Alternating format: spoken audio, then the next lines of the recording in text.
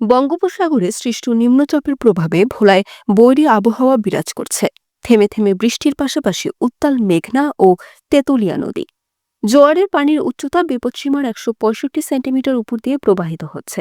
ফলে জেলার ৭ উপজেলার অন্তত অর্ধশতাধিক চরাঞ্চল ও নিম্নাঞ্চল প্লাবিত হচ্ছে।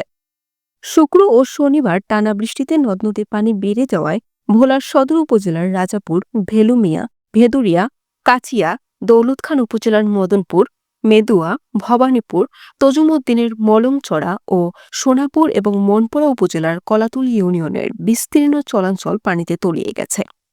নদীতে অস্থিরতার জন্য ভোলা থেকে লক্ষ্মীপুর, দৌলত খান, আলেকজান্ডার, হাতিয়া, মনপুরা সহ মোট ১০টি রুটে যাত্রীবাহী লঞ্চ ও সি ট্রাক চলাচল বন্ধ ঘোষণা করেছে বিআইডব্লিউটিএ।